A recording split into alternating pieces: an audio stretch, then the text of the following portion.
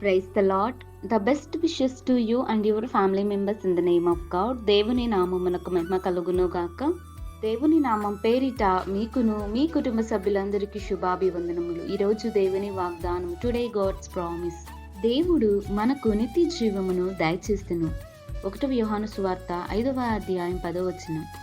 God has given you eternal life. The book of 1 John chapter 5 verses 10. క్రీస్తునందున్న ప్రియ సహోదరి సహోదరులారా, ఈ శ్రేష్టమైన ఉదయకాల సమయంలోనూ ప్రభువైన యేసుక్రీస్తు వారు మనతో తెలియచేస్తున్న మాట ఏమిటి అంటే, దేవుడు మన కొరకు నిత్య జీవమును దయచేస్తానే దేవుని ఉదయకాల సమయమున తెలియచేస్తున్నాడండి.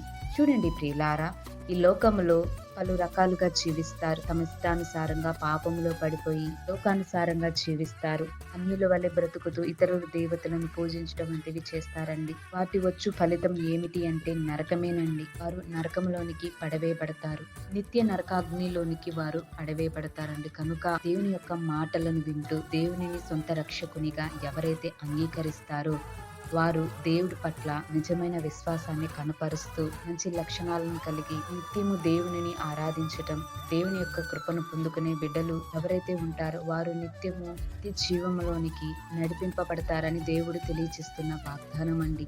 కనుక ఈ ఉదయకాల సమయంలో దేవుడు ప్రతి ఒక్కరికి నిత్య జీవమును దయచేస్తానని మాట్లాడుతున్నాడు. కనుక మనమందరము దేవుని పట్ల నిజమైన విశ్వాసము, దేవుని యందు భయభక్తులు కలిగి ఉంటే దేవుని వలె ప్రేమ, జాలి, దయ, కరుణ ఇవన్నీ మనం కూడా కలిగి ఉండాలండి. ఇతరుల పట్ల అన్యోన్య సహవాసం కలిగి కుటుంబంలోను, సంఘాలలోను, సమాజంలోను మనమందరమును దేవుని యొక్క రక్షణలోనికి నడుచుకొని దేవుడిచ్చు కృప, దేవుడు దయచే నిత్య జీవము మనమందరమును పొందుకొని ఇందుముగాక. ప్రార్థన.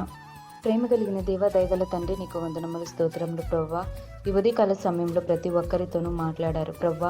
ఈ లోకంలో జీవిస్తున్న ప్రతి ఒక్కరూ పాపంలో పడి నిన్ను మరచిపోయి తమ ఇష్టానుసారంగా ఎవరైతే జీవిస్తున్నారో దయచేసి వారందరికీ మారు మనసును, మంచి జ్ఞానము దయచేయండి ప్రభువా. ప్రతి ఒక్కరిని రక్షణలోనికి నడిపించండి. రక్షణ బాప్తిస్మంలోనికి ప్రతి ఒక్కరిని నడిపించి శ్వాస జీవితాలలో ఆత్మీయతలోని ఎదుగుదల పొందుకునే కృప, అలాగే ప్రభువా నిత్య జీవము ప్రతి ఒక్కరికి దయచేయండి. నీ కృప వాక్యం వింటున్న వారికి ప్రతి ఒక్కరికి దయచేయమని యేసయ్య అతి పరిశుద్ధ నామమున ప్రార్థిస్తున్నాను తండ్రి. ఆమేన్.